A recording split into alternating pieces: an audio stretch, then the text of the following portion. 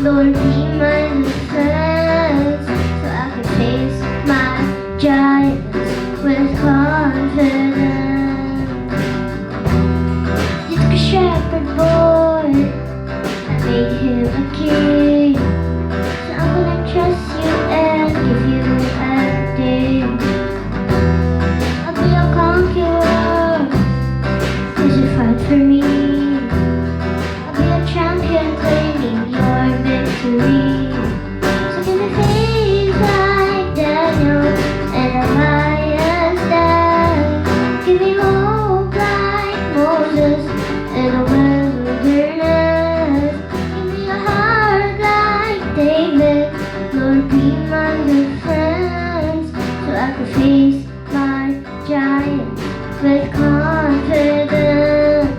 I'm gonna sing and shout and shake the walls. I won't stop until I see them fall. I'm gonna stand out, step out when you call me. Jesus, Jesus. I'm gonna sing and shout and shake the walls. I won't stop until I see them fall. I'm gonna stand out, step out when you call me. Jesus, give me faith like Daniel in the lion's den. Give me hope like Moses in the wilderness. Give me a heart like David. Lord, be my defense, so I can face my giants with confidence. Give me faith like Daniel in the lion's den. Give me hope like Moses in the wilderness. Give me a heart like David. Lord, be my defense, so I can face my giants with confidence. So I can face my giants with confidence.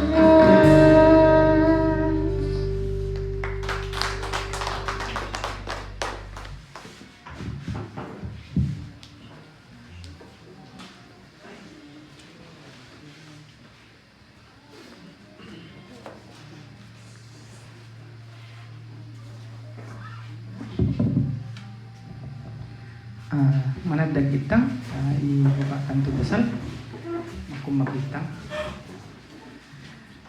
Diyos mi nga man nakabalin iti amin. Diyos nga managayat ken managpakawan nga Diyos. Kanyam apo iti kangatuan nga dayaw. Agyaman kami apo iti impay mo manin apo kada kami nga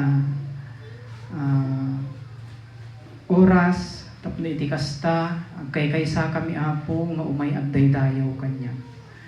Dawatin mi kadi Lord nga iti Espiritu Santo iti manguna kanyami. Lukatam apo iti puso ken kapanunutan mi tapno iti kasta apo. Dagitoy nga sasaong nga manggigan mi ken maawatan mi makita kadagiti aramid mi iti naldaw-aldaw nga apo.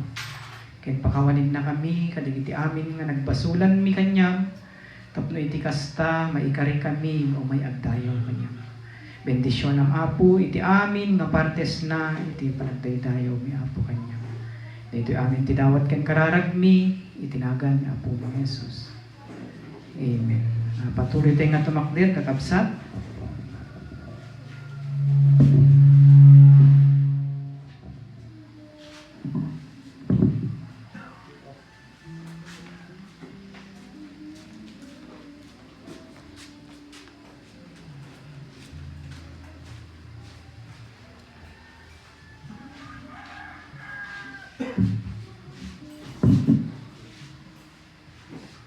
Hello? Patatam ibibyatam ta awit 34.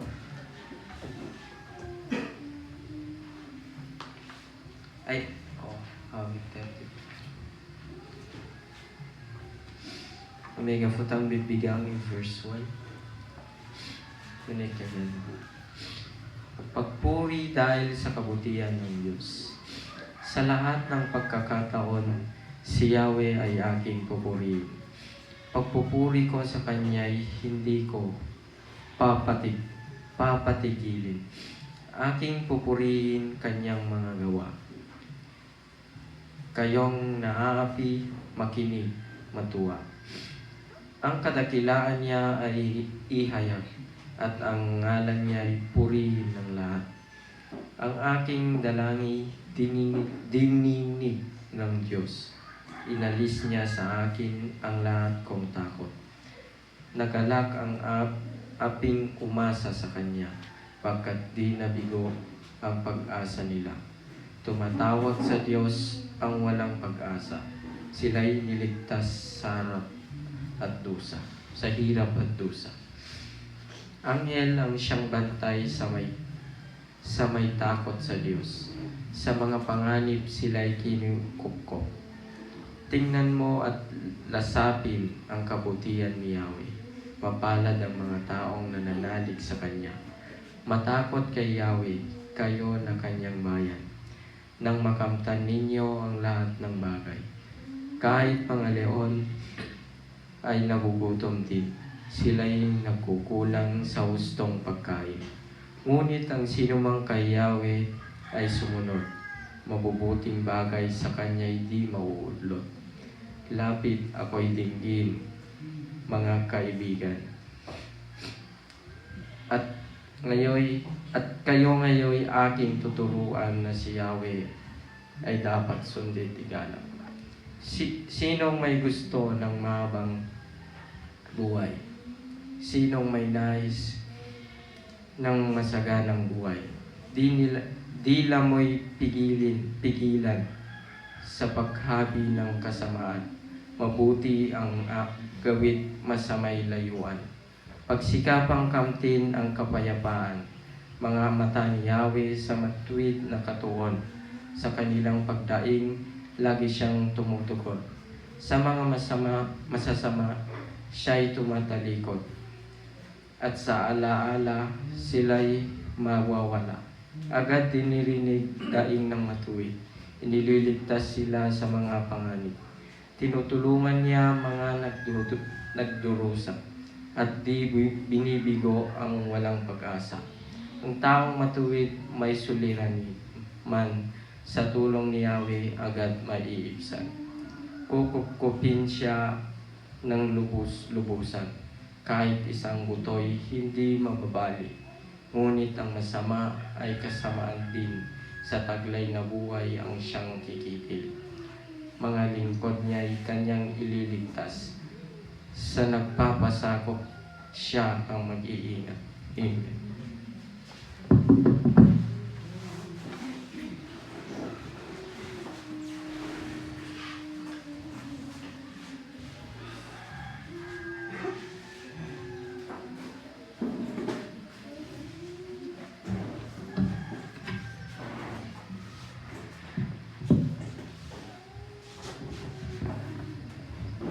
Diyos tafugag nitam ngami muragi ira.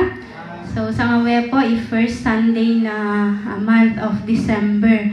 So magayaya itam ta sa ngawe nga hulang ay celebratam mana ikaya na ni Kristo. Amen. Kansyon na tam po iyapo tam to all to nagiddo nitam muragi ira.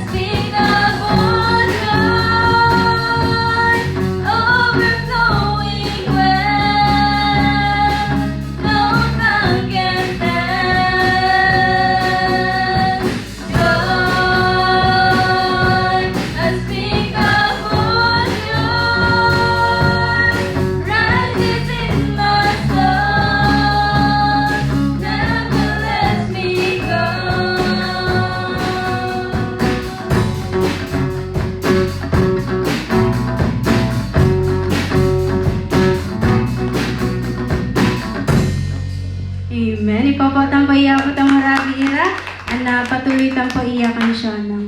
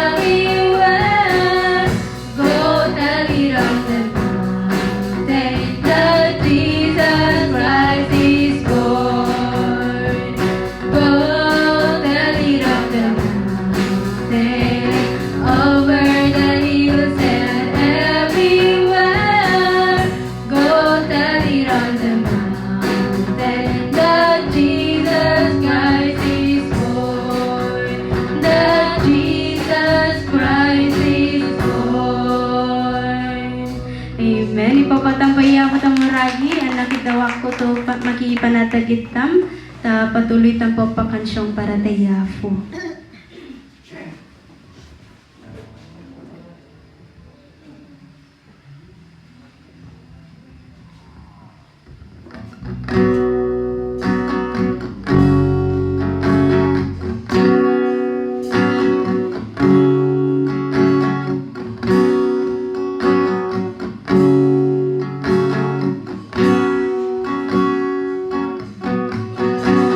Oh, come, get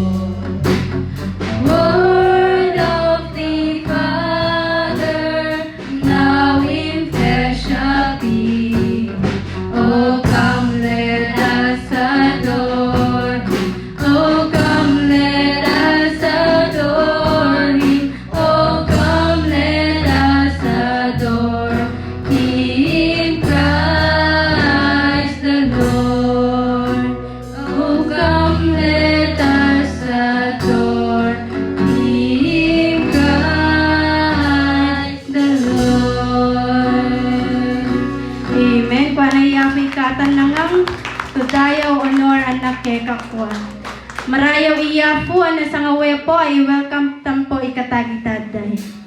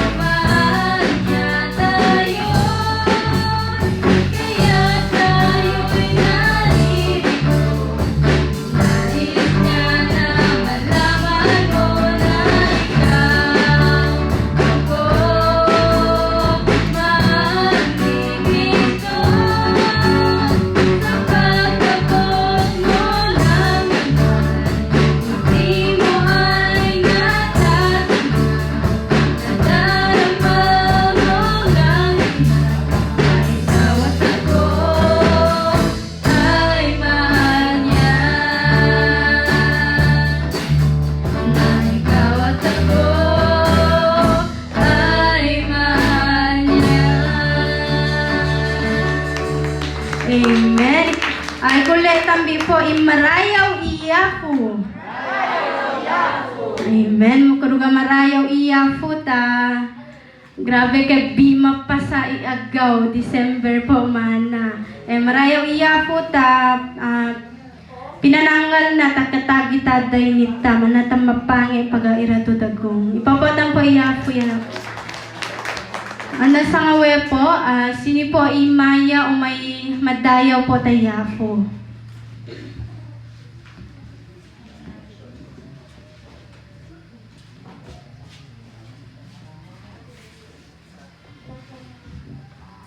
Hello. Diyos na fugag po nitang irawa waragi ang kakaraka. Kuruga idadayo iyafu ta napasama na to aggaw irato pinanangal na kanyakan ana pinangyawa na to sikang tamamawag ko to kakagaw nga pantole. So ikulle tang biuli marayaw iyafu. Yan. So kaniba Biyernes kaya ko nang uri lubi tawet ang maranaw. Sabado din nguri kaya ko dang lubi ngem awang ambi makalabi balo tay purpose ni Lord ta patole. So idadayaw ko man na iya ko ta na-share ko man na ira abintari to gospel. So di Ian, Denden, John Ray, David, ani John Dave. So paray na ko ang irawa waragi to idasaltang danari nga abbing anam idasaltang din itagitad dayto idan na sitam na iya ko to kosito tapeno kunari mai-share tang paga-iubobog na ta sinilamang ira tutolay ira anam itasaltang din to danari abbing to na sharang mai-guide din so ira kanayong. So kailangan tang kanayong maburulo itang to danari nga abbing ta barangay dangan ay dumakal ira to makanamwad akos to iyaku. So kuruga mararayaw iyaku kanyo na ikatan nangang to gloria anak honor marayaw iyaku. Amen. Marayaw iyaku ta pinangiyosana ka ni John Rel ta pang-share ta ubobog na. So sinipaga po imaya umay madayaw ta iyaku. Diyos ta ni mo ngaming gaba. Yari kaya ko din madayaw ta iyafu ta last week nguri awang nga may nebulo kasi matakinga yari ikakurog ta padyat ng pagatita uton ng dabong makafi ibaggi, gamataki talaga, madisgrasya. Yari laguta itangte, akan to irasong no kan irasotang, akan to i-hope lamang to igatawid at dabong. I-hope tang igatalangi. Yari ipadayo ta sangawe to ma-fail man bagitang to igatawe. Amena ma-fail na finish work ni Christ ta patolit ang magaiyade na iyade ta papatulan na.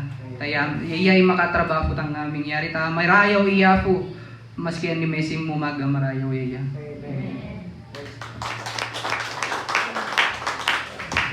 Amen. Marayaw iya po.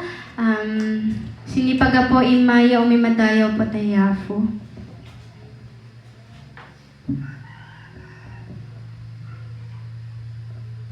So no awandang po ginatam ita dayto kansyong nagay na po na mensahe. Auliwaragi iray papotam po iya po tam.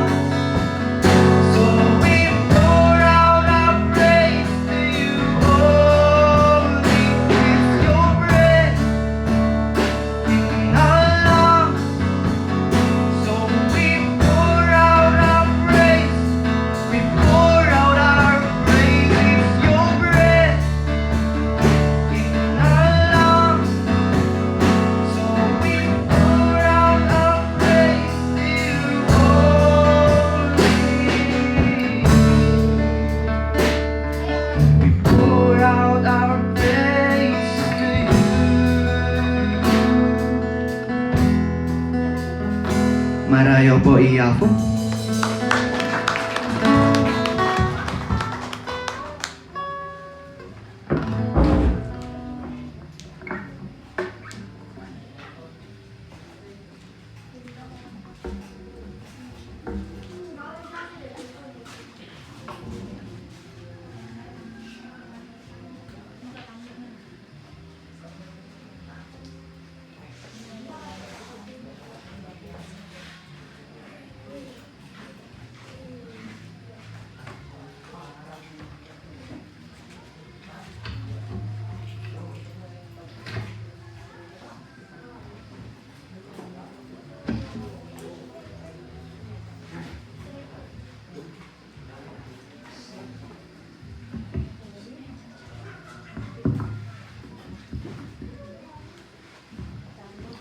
Diyos tafugang uli, mawaragi ra.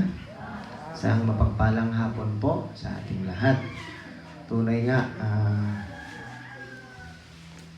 na patutunayan natin, sabi ni Sister Sheila kanina, ang bilis ng paglipas ng panahon. Parang kailan lang na nagkatipon-tipon tayo noon dun sa Quirino, Isabela. Kung maalala nyo, doon natin i-celebrate ang faithfulness at goodness ni Lord sa buong taon. At nalalapit na namang muli ang celebration na yan. Nagaganapin sa lugar ni na Pastor Claudio at ni na Pastor Aris sa Dangan ngayong 27 and 28. Parang kailan lang, no? Na we enjoyed the fellowship at parating na naman muli. Masaya na naman tayong kakanta, aawit ng mga Christmas songs bilang papuri sa ating Panginoon na tagapagligtas na pinili niyang maging katulad natin. He stepped down from eternity sa mundong kinatitirhan natin upang sa ganon ay ganapin niya ang isang bagay na lubos na kailangan ng lahat ng kanyang mga pinili, His chosen ones, ang kaligtasan na makakamtan natin sa pamamagitan ng kagandahang loob ng Panginoon. At yan actually ang patuloy na sineselebrate natin, ang kagandahang loob ng Diyos sa atin. God's grace, pati ang gospel na pinoproclaim natin ayon sa Biblia ay tinatawag na gospel of God's grace ayon sa Acts chapter 20 na sinabi ni Apostol Pablo. Na binibilang niyang walang kwenta ang kanyang buhay, magampanan lamang niya. Siguro basahin natin para mas may impact. Gusto kong basahin yung Acts chapter 20 verse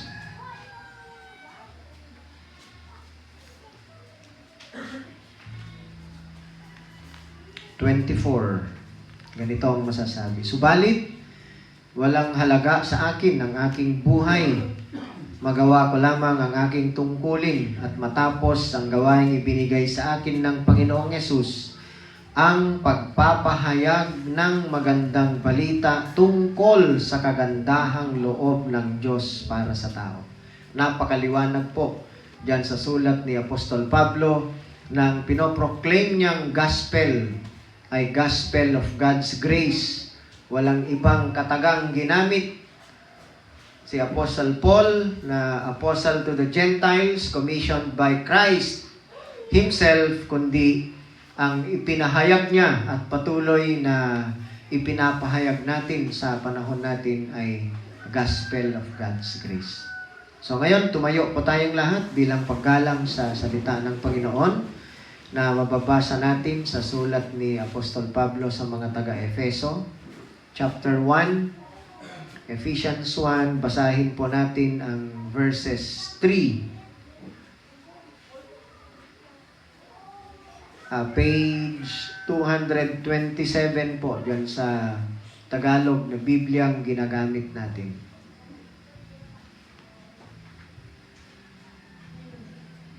Basahin po natin ang hanggang verse 12 at ganito ang nakasulat. Purihin ang Diyos at Ama ng ating Panginoong Hesukristo. Pinagkalooban niya tayo ng lahat ng pagpapalang espiritual at makalangit dahil sa ating pakikipag-isa kay Kristo. Bago palikhain ang sanlibutan, pinili na niya tayo upang maging Kanya sa pamamagitan ng ating pakikipag-isa kay Kristo upang tayo'y maging banal at walang kapintasan sa harap niya.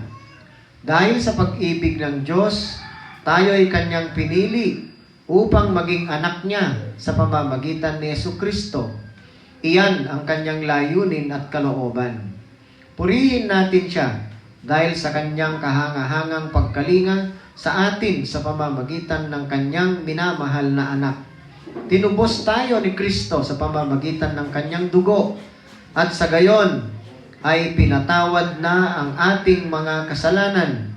Ganoon kadakila ang Kanyang kagandahang loob na ibinigay sa atin sa pamamagitan ng Kanyang karunungan at kaalaman. Ipinaunawa sa atin ng Diyos ang hiwaga ng Kanyang kalooban na isa sa katuparan sa pamamagitan ni Kristo pagdating ng takdang panahon. Layunin niyang tipunin ang lahat ng nilikha sa langit at sa lupa at ipasailalim ang mga ito kay Kristo. Dahil kay Kristo, tayo rin ay naging pag-aari ng Diyos na siyang nagsagawa ng lahat ng bagay ayon sa layunin ng Kanyang kalooban. Tayong mga unang umasa sa Kanya ay pinili niya upang parangalan ang Kanyang kaluwalhatian. Tayo po'y manalangin. Dakilang Diyos na walang kapantay, walang katulad, kabanal-banalan, kataas-taasan. Kami po'y lubos na nagpupuri, nagpapasalamat sa iyo, Panginoon, sa kagandahang loob mo na iginawat mo sa amin. Ipinagkaloob mo sa amin, Panginoon, ayon sa iyong itinakda, ayon sa iyong karunungan, ayon sa iyong kalooban, na kami pinili mo, hindi pa nalalalang ang mundo sapagkat yan mismo ang nasusulat sa iyong mga salita. Nagpapasalamat kami sapagkat hindi dahil sa amin na kami ay iyong pinili, ngunit ito'y dahil sa iyong pag-ibig, dahil sa iyong kalooban, Panginoon. Kung kaya't naririto kami, nag-aalay ng pagsamba namin sa iyo, Panginoon. Nanawa ay maging katanggap-tanggap ang bawat isa sa amin, maging sa aming pakikinig sa iyong mga turo, sa iyong mga salita, Panginoon. Nawa ay pangunahan at gabayan mo kami sa kapangyarihan ng Banal na Espiritu upang sa ganon ay maging maliwanag sa amin ang mensahe ng iyong mga salita. Maraming salamat sa kabutihan mo, Panginoon, at sa iyong pag-ibig na dakila at hindi nagkukulang upang maganap ang iyong kalooban sa buhay ng bawat isa sa amin. Ito po ang aming samot dalangin sa pangalan ng aming Panginoong Jesus. Amen. Tayo po ay umupo. Mamaya ay isa-celebrate po natin ang banal na hapunan at ito ay mabibigyang buhay sa pamamagitan ng Banal na Espiritu na siyang magbibigay kahulugan sa gagawin natin mamaya. Kaya't marapat lamang na namnamin natin, pag nilay-nilayan natin ang gagawin natin mamaya ayon sa turo ng Biblia. At ngayon ay i-assure tayo ng salita ng Diyos sa identity natin kay Kristo. Ito ang pag-uusapan natin ngayong hapon, the believer's identity in Christ. Ano bang katayuan natin? Pagkakilanlan ng identity. Mahalaga ang identity. Kapag hindi ka sigurado sa identity mo, meron kang confused identity, wala kang paninindigan. Kaya napakahalaga na sagutin natin ang katanungang, who are you in Christ? Kasi dalawa lang naman ang katayuan ng lahat ng tao sa buong mundo sa harapan ng Diyos ayon kay Kristo. Either ikaw ay tunay na anak ng Diyos sa pamamagitan ni Kristo, kasi yan ang kalooban niya ayon sa binasa natin, o kaya ikaw ay hindi kabilang sa pamilya ng Diyos sapagkat yan ang kanyang kalooban.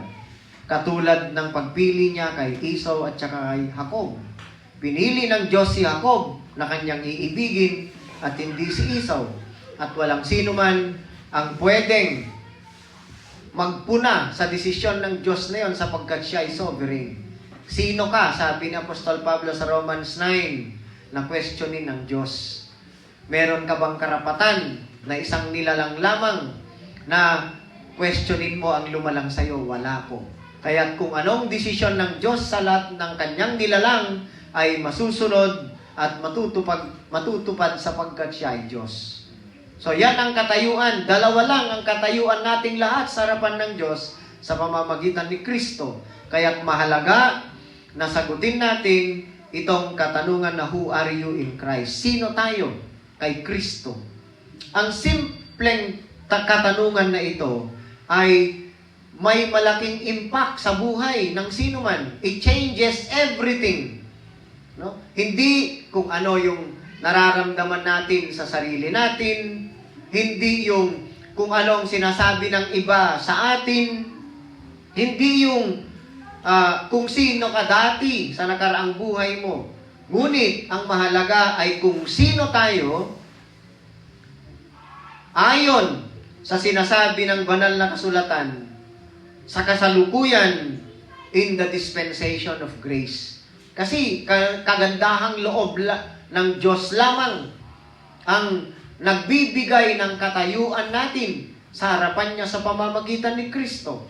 At kapag lubos nating naunawaan kung sino tayo sa harapan ng Diyos, diyan mag-uumpisa na makakapamuhay tayo ng naaayon kung sino tayo sa harapan ng Diyos. Bakit mahalaga ang identity? Bakit mahalaga ang pagkakakilanlan? Sapagkat ang identity, yan ang nagpapatibay sa atin. It produces stability. Magiging matatag. Magiging matibay ka. Maliban doon, ang pagkakakilanlan natin, identity, it produces confidence. Magkakaroon ka ng kumpiyansa, and identity produces fruit.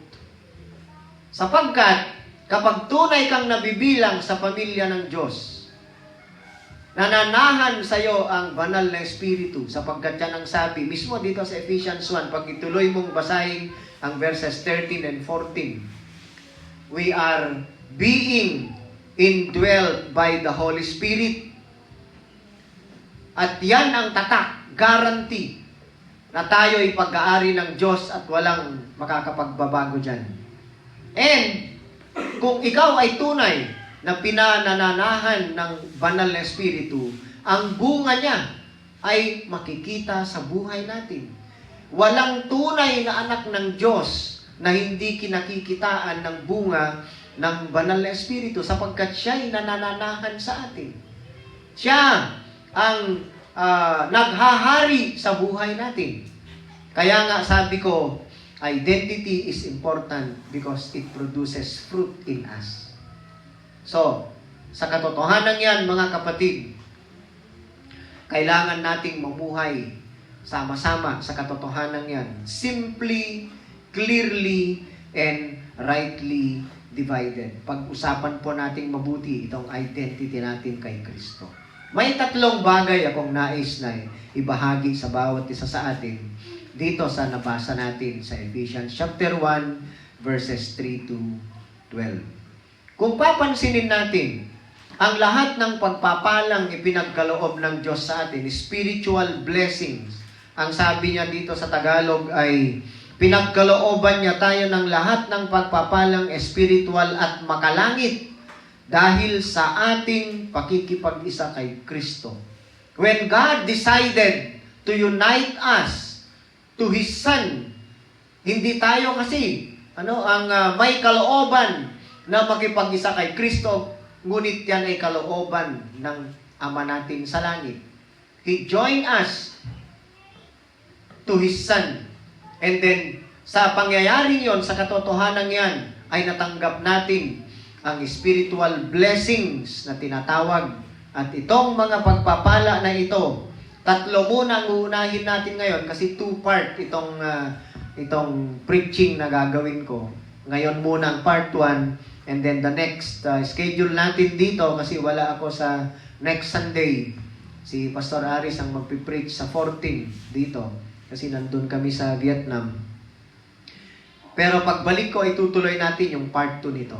Unahin muna nating pag-aralan ang tatlong bagay na nasisiguro sa atin bilang pagpapatunay ng identity natin in Christ.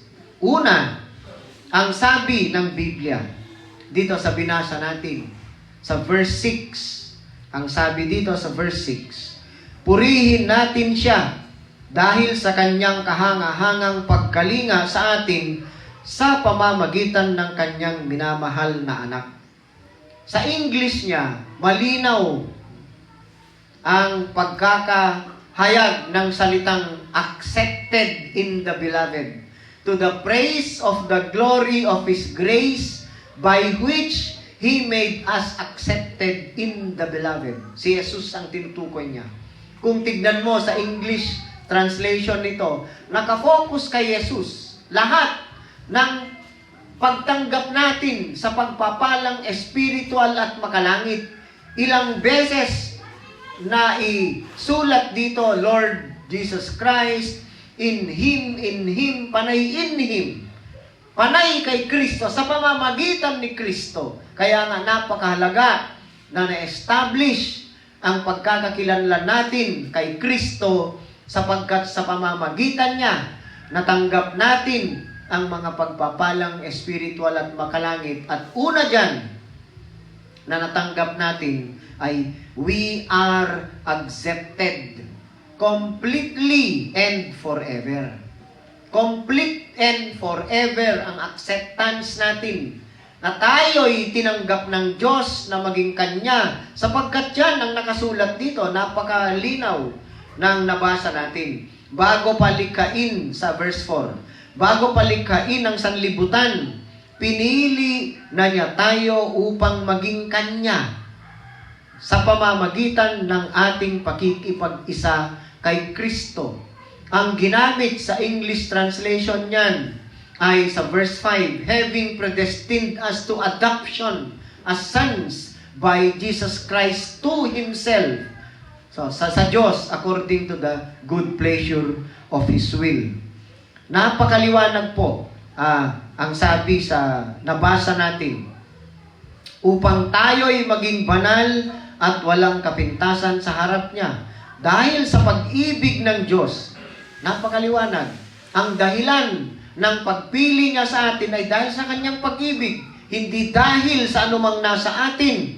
Ang sabi, dahil sa pag-ibig ng Diyos, tayo'y kanyang pinili upang maging anak niya sa pamamagitan ni Hesukristo. At ang karugtong niyan, ang nakasulat, iyan ang kanyang layunin at kalooban. Layunin ng Diyos, kalooban ng Diyos at hindi kalooban natin. Kaya, kung yan ay kalooban ng Diyos, we are assured that our acceptance in Him through Christ is complete and forever. Sapagkat walang sino mang makakapagpabago sa itinakda o sa kalooban ng Diyos. Sapagkat napakaliwanag ang binasa natin, ang sinabi ng banal na kasulatan sa verse 5, sa last part niya, iyan ang kanyang layunin at kalooban, to adopt us as sons by Jesus Christ to Himself according to the good pleasure of His will. Ano bang implication yan sa buhay natin bilang mga mananampalataya? Kung tayo ay tinanggap ng Diyos na maging Kanya, yan ay kumpleto at magpakailanman, magpawalang hanggan. Kung ang religion ay sinasabing work to be accepted, ang kagandahang loob ng Diyos, ang gospel of grace, ang sinasabi ay, you are accepted in the beloved, in Christ. Yun sa verse 6 na binasa natin. Ang assurance ng Biblia, hindi partly accepted. Akan to partial. Akan to, acceptat ka, partial love, biya. No ka momente nang, awang, itarafe, takasang uli. Hindi sinabi ng Biblia yan. It is complete and forever. Not temporarily accepted. Hindi temporary. Akan to, kinagina Diyos sa tura ni Pablo to, temporary lang pang accept ko niko, no magpalolo ko ka. Sige, out ka. Hindi sinabi sa Biblia na ganon. Pero kakukaging pa nga ito, talakro gatang magpalolo ko, akang. No? Ang sinasabi ko lang, ang decision ng Diyos to accept us as His sons by Jesus Christ ay kumpleto at magpa-walang hanggan. Kasi desisyon niya yun eh. Hindi kalooban natin. Napakaliwanag ang nabasa natin na yan ay kanyang kalooban. Not conditionally accepted. Walang kondisyon. Anong nabasa natin? Dahil sa kanyang pag-ibig, in love, He predestined us to adoption as sons by Jesus Christ to Himself according to the good pleasure of His will. In love, dahil sa kanyang pag-ibig. Hindi dahil sa meron siyang inire-require sa atin. It's not conditionally accepted. Completely, permanently, freely. Sapagkat ang pagtanggap ng Diyos sa atin ay hindi ayon sa performance natin, kundi ayon sa tinapos ni Kristo sa krus ng Kalbaryo.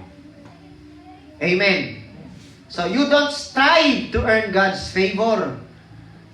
Tayo'y nakatayo mismo sa pabor na ginawad ng Diyos sa atin. You stand by God's favor.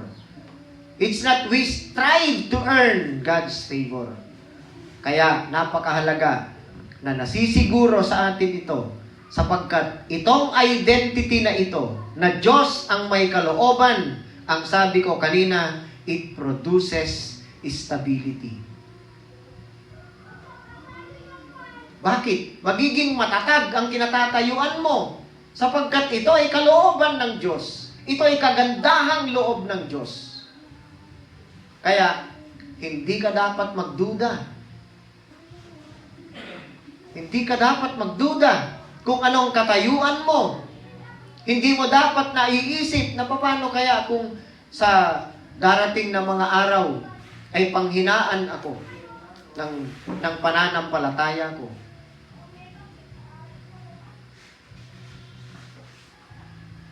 Hindi kaya tatalikdan ako ng Diyos? Pwede natin tanungin yon. That is a legitimate question. Ngunit, ang isasagot sa atin ng salita ng Diyos, ang kanyang maliwanag na pagkakasabi sa Biblia ay hindi tayo partly accepted, hindi tayo temporarily accepted, hindi conditionally accepted, ngunit completely, permanently, freely accepted because that is by God's grace. Amen. Kaya, maganda sigurong i-assure natin sa ating mga sarili at sa ating mga kapatiran na sasabihin natin, sigurado tayo dahil sa kagandahang loob ng Diyos. Tinanggap tayo sa pamilya ng Diyos sa pamamagitan ni Kristo na ating Panginoon sapagkat yan ang kalooban ng Ama sa atin. Hindi kailangan ng qualification standard. Hindi katulad sa kapag nag-apply ka ng trabaho, meron qualification standard. Ngunit dito, ang kalooban ng Diyos ay tatanggapin niya tayo. Ibibilang niya tayong kanyang mga anak sa pamamagitan lamang ni Kristo. It is based solely on the finished work of Christ and not on our performance. Amen. Hindi batay sa katayuan sa buhay. Hindi batay sa edukasyon na inabot o inaral natin. Hindi batay sa anumang kalagayan natin o status sa komunidad o sa society na kinabibilangan natin. Our identity is in Christ alone. Si Jesus ang identity natin. Kapag decide ng Ama na ibilang niya tayo sa kanyang pamilya by adoption as sons to Himself, yan ay dahil kay Kristo lamang at hindi dahil sa anumang nasa atin. Bakit? Walang nasa anuman sa atin na magkukwalify sa atin para maging anak ng Diyos. Palagi tayong nagkukulang. Makasalanan tayo, since birth, we are already sinful. We are disqualified in all aspect, in all area. Ngunit, dahil sa habag ng Diyos, sa kagandahang loob niya sa atin, ay itinakda niya. Ang sabi, hindi pa nilalalang, bago pa likhain ng sanlibutan, pinili na niya tayo upang maging Kanya sa pamamagitan ng ating pakikipag-isa kay Kristo. Yan ang katotohanan. Hindi natin pwedeng baguhin. Hindi natin pwedeng pasinungalingan sapagkat ito ang nasa salita ng Diyos. Yan ang unang spiritual blessing na natanggap natin na nagbibigay sa atin ng identity in Christ. We are accepted completely and forever. Pangalawa, tayo ay lubusang pinatawad. You are forgiven fully and finally. Fully and finally. Ang sabi sa verse 7 ng binasa natin, tinubos tayo ni Kristo sa pamamagitan ng kanyang dugo. At sa gayon ay pinatawad na ang ating mga kasalanan. In Him, kanino? Kay Kristo. In Him, we have redemption through His blood, the forgiveness of sins according to the riches of His grace. Yan ang sabi sa English. Napatawad na ang kasalanan natin. At kapag ikaw ay napatawad na, ang pagpapatawad na yan ay fully and finally. Why? Dahil ang ginawa ni Kristo sa krus ng Kalbaryo ay minsan lamang at pagkatapos niyang ginawa yon, He rested. Umupo na siya sa kanan ng kanyang Ama sa langit. Ibig sabihin, natapos niya ng kumpleto. Walang pagkukulang. Kung kaya, ang pagtubos na ginawa ni Kristo ang siyang nagbigay ng kapatawaran sa atin. At kapag napatawad na tayo fully and finally, hindi na tayo kailangang mamuhay pa sa guilt ng ating mga kasalanan. Sapagkat pinawi lahat ni Kristo. Ang lahat ng listahan, He nailed it to the cross, yan ang sabi ng Galatians. At sabi sa Hebrews chapter 10, dahil kay Kristo, sa sakripisyo, paghahandog na ginawa niya, mababasa natin sa Hebrews 10 verse 17, na ang nakasulat dyan ay ganito.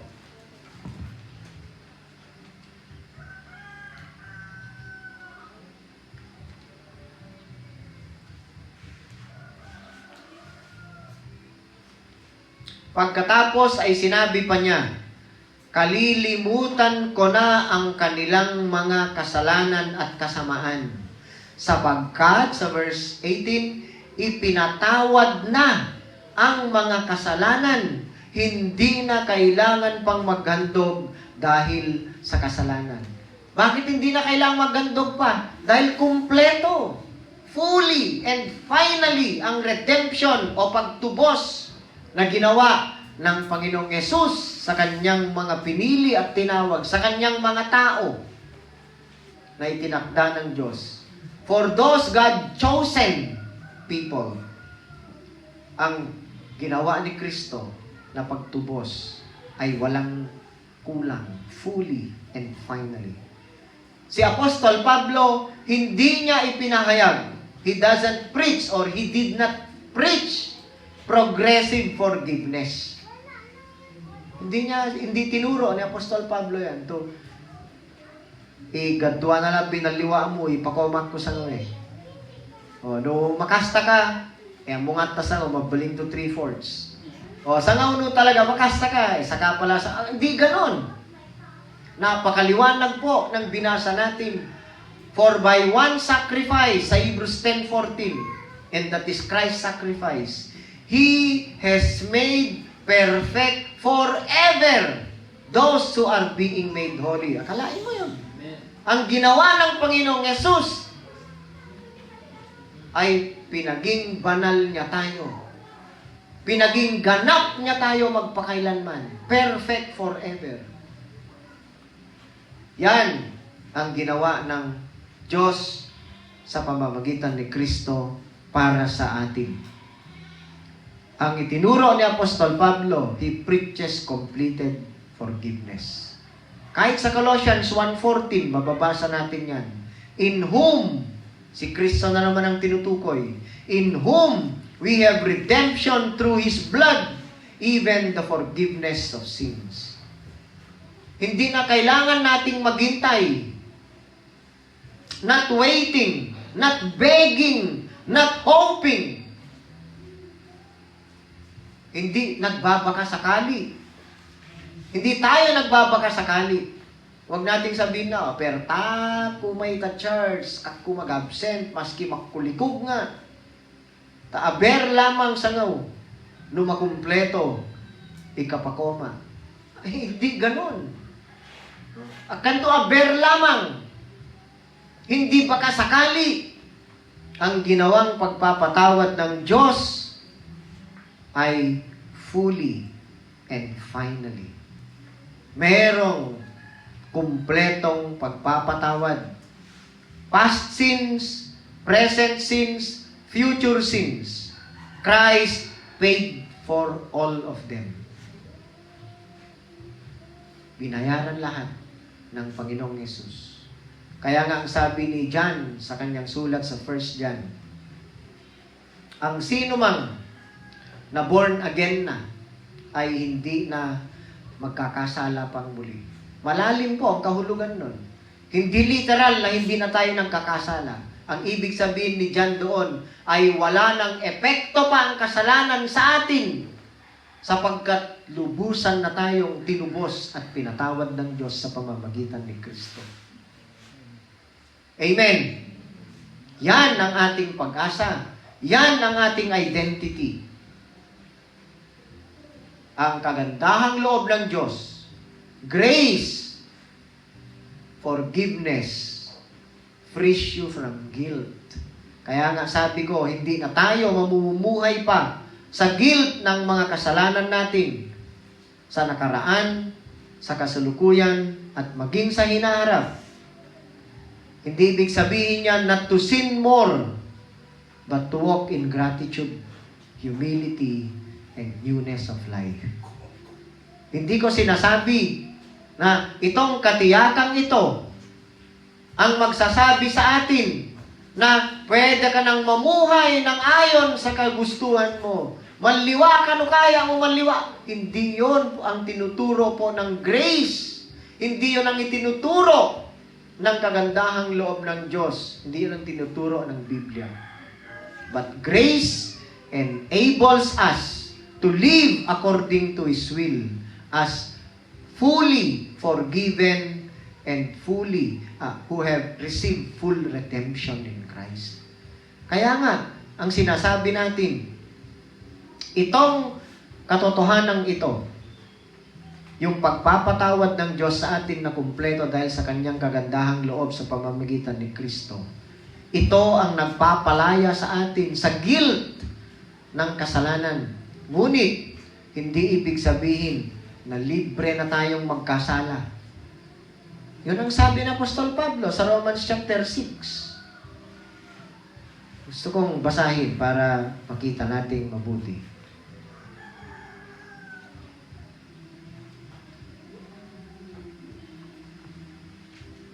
Verse 1 ng chapter 6 ng Romans, anong sabi ni Apostol Pablo? Ano ngayon ang sasabihin natin? Patuloy ba tayong magkakasala upang sumagana sa atin ang kagandahang loob ng Diyos? Hinding-hindi. Yan ang sabi niya. Tayo'y patay na sa kasalanan. Paano pa tayo mamumuhay sa pagkakasala? We are dead to sin. Hindi ibig sabihin nito na hindi na tayo nagkakasala. Nagkakasala pa rin tayo. Ngunit hindi na yan ang hangarin ng buhay natin. Dahil pinalaya na tayo. Ang kagandahang loob ng Diyos ang tumutulong sa atin upang makapamuhay tayo ng nagbibigay lugod sa Kanya. Hindi ang grace ng God ang nang-eengganyo sa atin para mamuhay sa kasalanan. Hindi po totoo yun. At lalong hindi po yan itinuturo ng Biblia. So, kung titignan mo ang kapatid mo, hindi na yan guilty. Oh, bakit alanganin kayong tumingin? Bakit? May guilt pa ba? No? Itong forgiveness na natanggap natin sa pamamagitan ni Kristo ay fully forgiven and finally forgiven. Yan nga ang assurance ng Diyos sa atin. Kung babasahin mo ang Romans 8, gustong-gusto ko kasing balik-balikan yung Romans 8. If God is with us, who can be against us? Sino pa ang mga akusa sa inyo? Sa atin, kung Diyos na nga ang nagpawalang sala sa'yo, may mas mataas pa ba na judge kaysa sa Diyos? Kung ang judge, everlasting judge, ang Diyos, ay idineklara na niya na ikaw ay hindi guilty, ikaw ay napawalang sala na, sino pang mas mataas kaysa sa Diyos? Na muling sasabihin niyang guilty ka pa din, aakusahan ka pa din. Wala nang makakagawa nun, mga kapatid. Sapagkat anong sabi niya? Even Christ ay nabubuhay to intercede continually for us. Nang ibig sabihin nun, every time na tayo po ay nakakagawa ng kasalanan na hindi natin hinahangad, ang Panginoong Yesus ang ating advocate. He lives to intercede for us. O sino pa ngayon ang mga akusa sa atin kung ang Panginoong Yesus mismo ang nagsasabi ang ginawa niya sa krus ay final, kumpleto para mapatawad tayo. Sino ba ang mas mataas kay Kristo? Sino bang mas mataas kaysa sa Diyos Ama na ating sinasamba? Yan mismo ang sinasabi ng Banal na Espiritu sa puso natin. Kaya mga kapatid, kung minsan pumapasok sa isipan natin na we are being haunted by the guilt of the past sins we have committed, iisa lang ang magbibigay ng kapahingahan sa ating mga kaluluwa. Yan ay ang kagandahang loob ng Diyos. Gustong-gusto ko nga yung sabi ni R.C. Sproul yata, the mercy and grace of God is the pillow, parang unan, no? Na kung saan ay pwede mong ipahinga ang napapagod mong kaluluwa. It is God's mercy and grace that serves as a pillow where you can rest your weary soul, because in Christ you are fully and finally forgiven. Amen. Pangatlo, mga kapatid, pangatlong pagpapalang espiritual na natanggap natin makalangit dahil sa tayo'y nakipag-isa kay Kristo ayon sa kalooban ng Diyos. That gives us this identity. Pangatlo, we are given an inheritance. Sa verse 11, dito sa Tagalog kasi hindi maliwanag yung inheritance na term. Kaya babasahin ko sa English mamaya. Dahil kay Kristo, dahil pa din kay Kristo, walang ibang rason. Dahil kay Kristo lamang, tayo rin ay naging pag-aari ng Diyos na siyang nagsagawa ng lahat ng bagay ayon sa layunin ng kanyang kalooban. Sa English, ganito po ang nakasulat. In Him, kay Kristo, also we have obtained an inheritance, being predestined according to the purpose of Him, who works all things according to the counsel of His will. Ayon, ang sabi niya, ayon sa layunin ng kanyang kalooban. Binigyan niya tayo ng inheritance. Ang Tagalog niya, dahil kay Kristo tayo rin ay naging pag-aari ng Diyos. Yan ang inheritance natin. So, ano ngayon kung may inheritance tayo? Ano bang klaseng inheritance yan? Guaranteed and secured. In Christ, we are accepted completely and forever. Yung una. Pangalawa, in Christ, we are forgiven fully and finally. Pangatlo, in Christ, we are given an inheritance that is guaranteed and secured. Because in Christ, kay Kristo, we are guaranteed of a heavenly inheritance that is secured by God's will. Ito ay kalooban ng Diyos according to the counsel of His will. So, ibig sabihin, kung ito ay kalooban ng Diyos, walang sino mang pwedeng magpabago dyan. Why?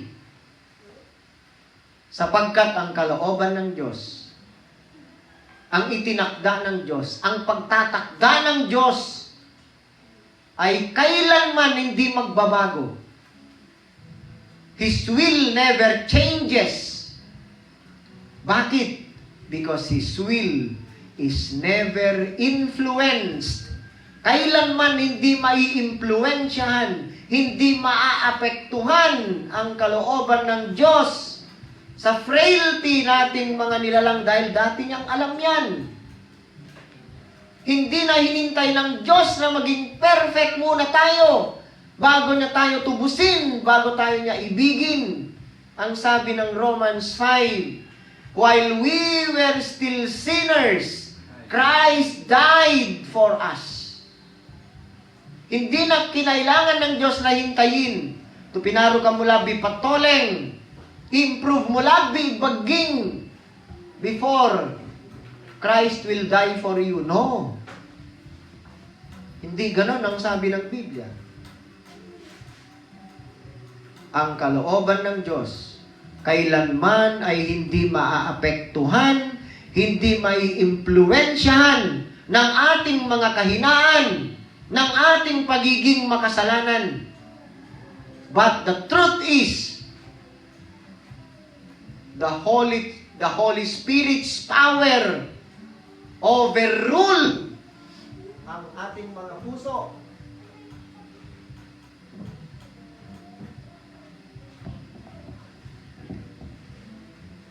Ino-overrule ng power ng Holy Spirit ang ating mga matigas na puso upang yan ay maging receptive sa kagandahang loob ng Diyos. Amen. Now, ang katotohanan nito, this truth, will help us. Tinutulungan tayo ng katotohanan ito to obey the command to not love the world. Ayon sa sabi ng sulat ni Juan sa 1 John chapter 2, verses 15 to 17, na huwag niyong iibigin ang mundo, the lust of the eyes, the lust of the flesh, lahat ng nakikita niyo, pride of life.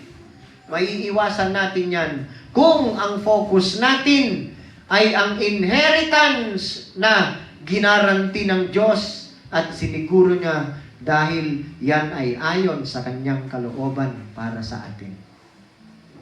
And this truth also will guard our hearts from envy, from lustful yung pagnanasa, and covetousness. Ang katotohanan ito na tayo ay may natanggap na inheritance. We obtained, ang sabi, no? In Him also we have obtained an inheritance, being predestined according to the purpose of Him, who works all things according to the counsel of His will. Dating itinakda ng Diyos na tayo ay magiging pag-aari niya. Siyang nagsasagawa nito. Ang sabi niya, na siyang nagsasagawa ng lahat ng bagay ayon sa layunin ng kanyang kalooban.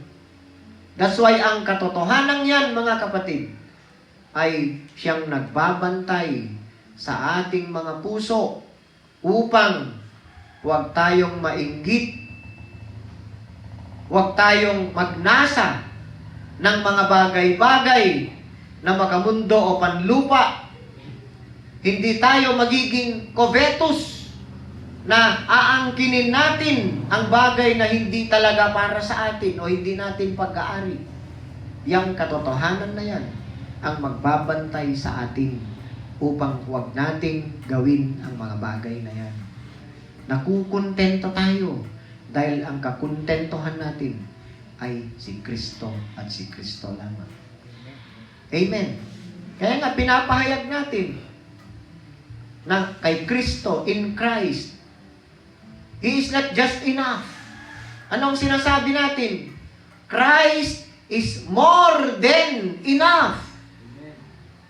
Hindi lang basta sinasabi natin Christ is enough. He is more than enough.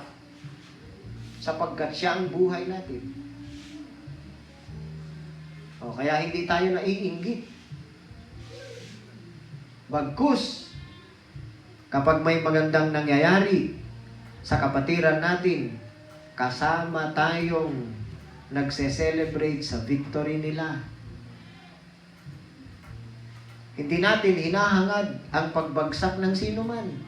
Bagkus, hinahangad natin na tayong lahat ay lalago sa pagkakilala at pagtupad sa kalooban ng Diyos. Hanggang sa maabot nating lahat ang itinakda ng Diyos ng kalooban niya ay magiging kawangis natin ang ating Panginoong Hesus na kanyang anak.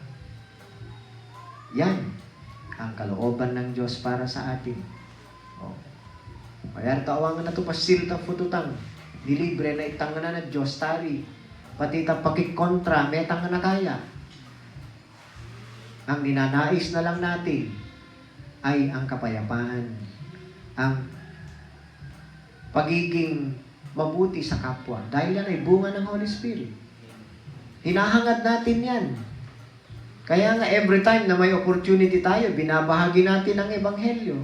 Sapagkat alam natin na yan ang pinakamagandang may bahagi natin sa sinuman. So mga kapatid,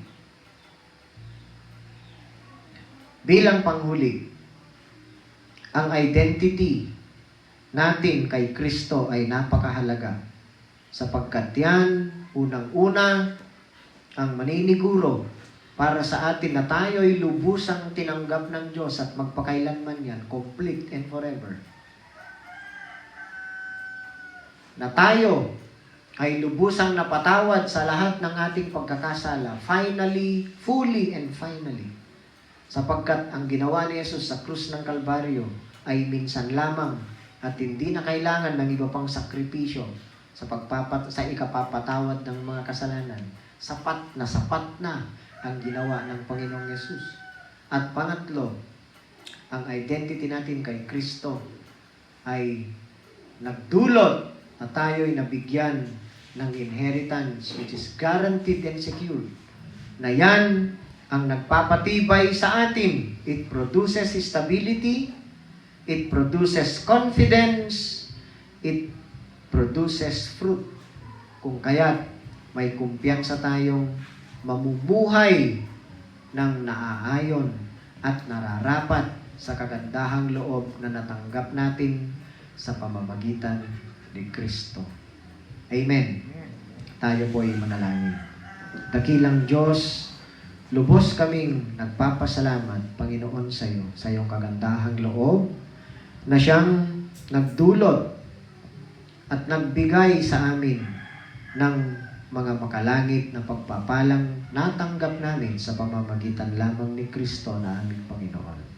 Tulungan mo nawa kami na mamuhay kami, tumayo kami sa katotohanan ito na ipinahayag ng iyong mga salita upang sa ganun, Panginoon, ay hahangarin namin palagi to live, to give you glory and honor sa lahat ng panahon at sa lahat ng pagkakataon. Dakila ka, Lord. Pinupuri ka namin sa pagtuturo mo sa amin. Maraming salamat, Panginoon. Pagpalain mo nawa ang bawat isa sa amin sa pagtanggap namin sa biyaya ng iyong mga salita. Ito po ang aming mga dalangin sa pangalan ng aming Panginoong Jesus. Amen. Praise God.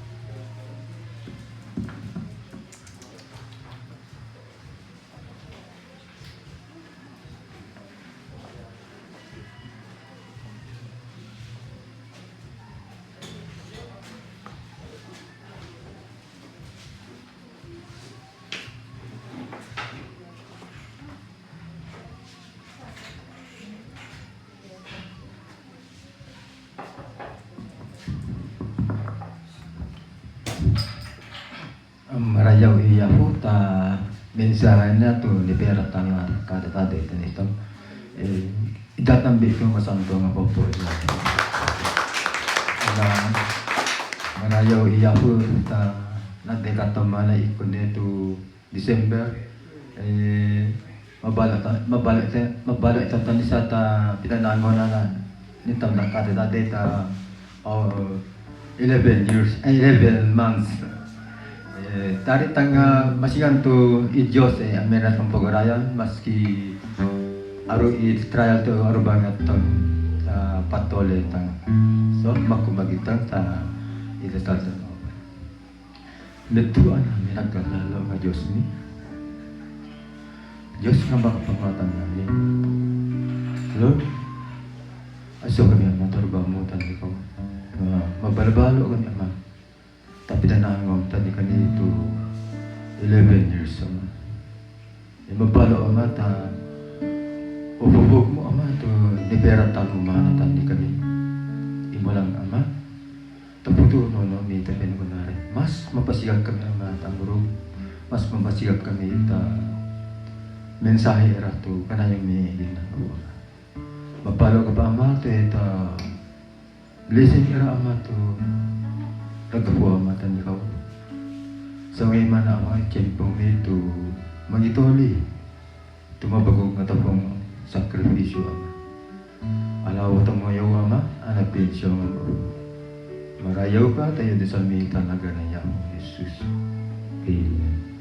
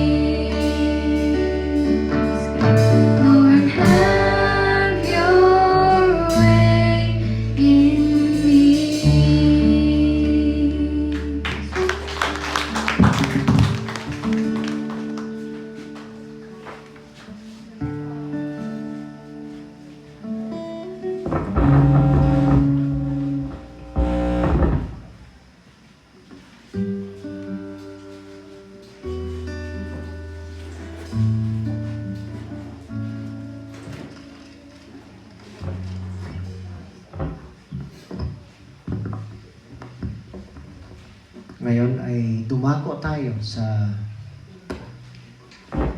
pagdiriwang natin ng banal na hapunan na ginagawa natin sapagkat ito ay bilin ng Diyos. Ang Panginoong Yesus mismo ang nag-institute at ang bilin ng salita ng Diyos sa selebrasyon na ito. Ang sabi sa 1 Corinthians 11:26, sapagkat tuwing kakain kayo ng tinapay na ito at iinom sa kopang ito, ipinapahayag ninyo ang kamatayan ng Panginoon hanggang sa kanyang muling pagparito. Kaya't ang ibinilin sa atin sa tuwing gaganapin natin ang selebrasyon ng banal na hapunan ay ganitong sinasabi ng Biblia. Ang sino mang kumakain ng tinapay at umiinom sa kopa ng Panginoon sa paraang di nararapat ay nagkakasala sa katawan at dugo ng Panginoon. Kaya't dapat siyasatin ng tao ang kanyang sarili bago siya kumain ng tinapay at uminom sa kopa. Sapagkat ang sino mang kumakain at umiinom ng hindi kinikilala ang kahalagahan ng katawan ng Panginoon ay kumakain at umiinom ng kahatulan laban sa kanyang sarili.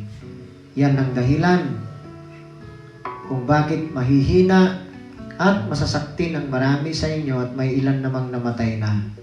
Kung sisiyasatin natin ang ating sarili, hindi tayo hahatulan ng Panginoon. Ngunit hinahatulan tayo ng Panginoon dahil itinutuwid niya tayo upang hindi tayo maparusahang kasama ng sanglibutan. Tayo po ay lumapit sa Diyos sa pagkakataong ito na may taas-taasang pagkilala sa ginawa ng Panginoong Yesus para sa atin, ang pagkakabuhos ng kanyang dugo, ang pagbata niya ng hirap, kahirapan na halos hindi niya makayanan sa physical niyang pangangatawan noon, upang sa ganon ay lubusang matanggap natin ang pagpapatawad at pagpapawalang sala ng Diyos sa atin. Tayo po ay lumapit sa Kanya, Panginoon. Kami po ay lubos na nagpapakumbabang lumalapit sa iyo, na inaamin namin sa iyong harapan at aming ipinapahayag ang aming mga pagkakasalang nagawa sa mga nakalipas na araw, at kami po ay lubos na umaasa sa pagpapatawad mo sa amin sapagkat diyan ang naipahayag sa 1 John chapter 1 verse 9, that if we confess our sins, you are faithful and just to forgive us and cleanse us from all unrighteousness. Kami po, Panginoon, ay humihingi ng iyong paglilinis at pagpapadalisay sa amin bago po namin tanggapin ang katawan at dugo ng Panginoong Yesus. Tulungan mo kami na maipahayag namin ang katotohanan ito hanggang sa muli niyang pagparito. Ibigay mo sa amin ang lakas ng loob na huwag mahiya, huwag matakot, na ipahayag ang tunay na ebanghelyo sapagkat nasasad sa iyong salita ng ebanghelyo ang kapangyarihan mo para sa kaligtasan ng lahat ng sasampalataya, una sa mga Hudyo at ganun din sa aming mga hentil. Pagpalain mo bawat isa sa amin, Panginoon, sa pagtanggap namin sa tinapay at kopa na simbolo ng katawan at dugo ng Panginoong Yesus. Ito po ang aming dalangin sa pangalan ni Jesus na aming Panginoon. Amen.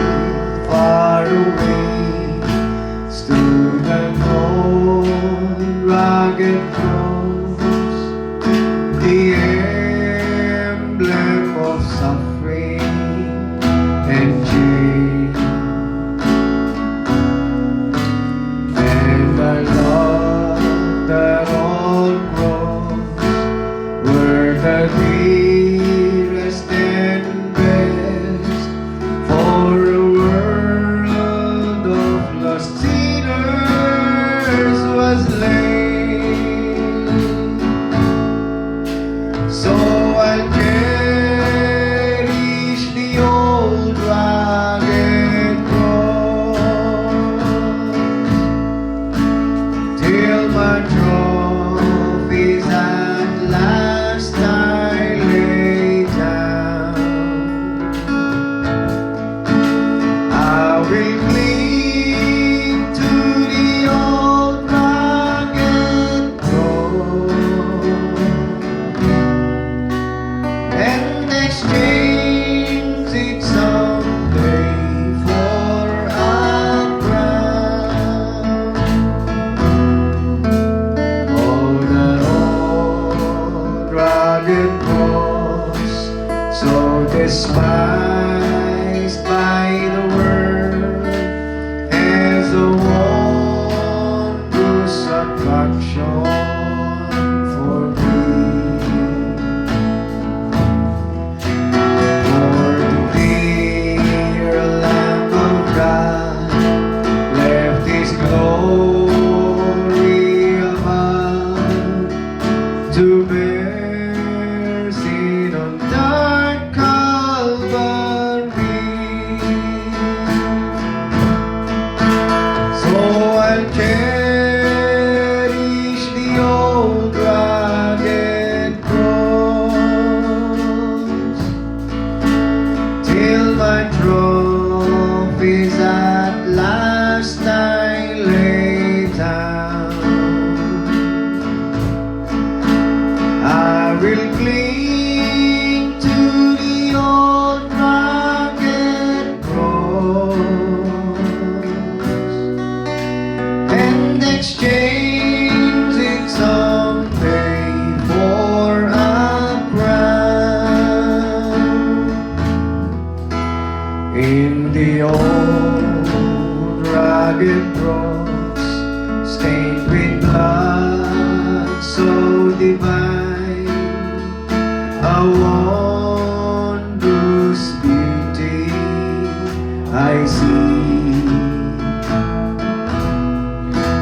For 'twas on that old cross Jesus suffered and died to pardon and sanctify me.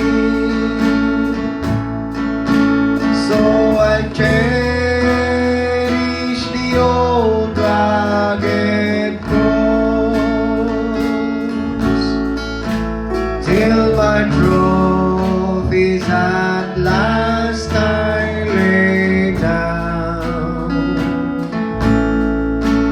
I will cling to the old rugged cross and exchange it someday for a crown. Last stanza. To the old rugged cross I will ever be true, its shame and reproach gladly bear. Then He'll call me someday to my home far away, where His glory forever I'll share. So I'll cherish the old rugged cross till my trophies at last I lay down. I will cling to the old rugged cross and exchange it someday for a crown. Ganito po ang sinasabi ng banal na kasulatan. Ito ang katuruang tinanggap ko sa Panginoon at ibinigay ko naman sa inyo. Noong gabing siya'y ipagkanulo, ang Panginoong Yesus ay dumampot ng tinapay, nagpasalamat at pinagpira-pira sa iyon at sinabi, "Ito ang aking katawan na inihahandog para sa inyo. Gawin ninyo ito bilang pag-aalaala sa akin."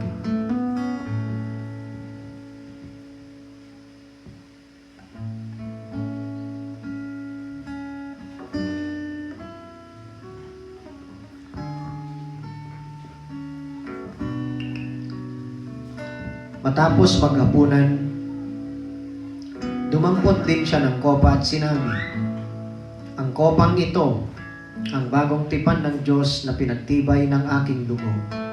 Tuwing iinumin ninyo ito, gawin ninyo bilang pag-aalaala sa akin."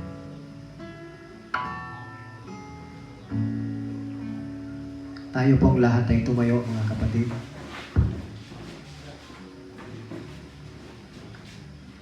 Kabanal-banalang Diyos, makapangyarihan sa lahat. Lubos kaming nagpupuri, nagpapasalamat sa iyo, Panginoon, sapagkat sa pagkakataong ito ay nanamnam na naman namin, Panginoon, ang kadakilaan ng iyong pag-ibig na naipahayag at naipakita sa ginawa ng Panginoong Yesus sa krus ng Kalbaryo. Wala sana kaming pag-asa, Panginoon, na maging katanggap-tanggap sa iyo, kundi dahil sa ginawa ng Panginoong Yesus. Wala sana kaming pag-asang maging matuwid at mapawalang sala kung hindi ginawa ng Panginoong Yesus ang paghahandog sa krus ng Kalbaryo. Kung kaya't, Panginoon, ang gawaing ito ang nagbibigay katiyakan sa bawat isa sa amin ng iyong walang hanggang pag-ibig, ng kumpleto, walang kakulangang pagpapatawad na ginawad mo sa amin, at ang matibay na pag-asang naaayon, nababatay sa iyong mga pangako, sa ipinangako ng Panginoong Yesus na muli siyang babalik at kukunin at isasama niya ang lahat ng kanyang iniligtas sa iyong kaharian. Tulungan mo kami, Panginoon, na mamuhay sa katotohanan nito. Idinudulog din namin sa iyo, Panginoon, ang pangangailangan namin habang naririto po kami, naghihintay ng muling pagbabalik ng Panginoong Yesus. Nanawa ang lahat, Panginoon, ng nangangailangan ng pagpapagaling mo sa anumang karamdaman na aming nararanasan. Nawa, Panginoon, ay igawad mo, iabot mo sa aming Panginoon. Maalala naming ipanalangin ang anak ni na Sister Lori sa second assessment niya sa autism, Panginoon, na nawa ay maranasan na naman nila ang iyong habag, ang iyong magandahang loob, ang iyong kapangyarihan, katulad ng nararanasan na nila na paggalaw mo sa buhay ni Liam. Maraming salamat din sa mga biyayang ipinagkaloob mo sa aming mga kapatirang senior citizens, at patuloy mo silang ingatan, kalingain, Panginoon, at patuloy na palakasin upang makapagsilbi pa sila sa iyo, Panginoon, makakapagbigay ng kadakilaan at kaluwalhatian sa iyo. Ingatan mo ang bawat isa sa amin, Panginoon, at igawad mo ang patuloy na pagpapalago mo sa buong GBC ng iyong kalooban na kami maging kawangis ng iyong anak at aming Panginoong Yesus ay matutupad. At yan, Panginoon, ang magiging sukatan namin sa church growth, Panginoon. Tulungan mo kaming makapamuhay sa pangunguna ng iyong banal na Espiritu na siyang magbibigay sa amin ng kapangyarihan nagampanin at tubtin ang kalooban mo. Nawa ay magningning ang liwanag ng Ebanghelyo sa lugar na ito sa pamamagitan ng GBC. At hindi lang dito, ganun din sa Reyna Mercedes, sa Kawayan, sa Lingigan, sa Tangkol, sa Santa Maria, Panginoon, at sa 19. At patuloy mong gamitin ang bawat isa sa amin na magpahayag ng iyong pagliligtas, ang gospel of grace, Panginoon. Ang bawat isa ay bigyan mo ng malalim na paghangad na walang ibang maitampo at madakila sa paghahayag namin ng tunay na ebanghelyo kundi ikaw lamang. Gabayan mo kami sa pangunguna ng Banal na Espiritu at maging sa aming pansamantalang paghihiwa-hiwalay, Panginoon, na ingatan mo patuloy ang bawat isa sa amin. Maraming salamat, Panginoon. Dakila kang tunay. Wala kang katulad, wala kang kaparis, walang nakakahigit sa iyo. Sa iyo lamang ang lahat ng papuri, ng kadakilaan, ng aming pagsamba. Ito po ang aming samot dalangin sa pangalan ng aming Panginoong Jesus. Amen. Amen.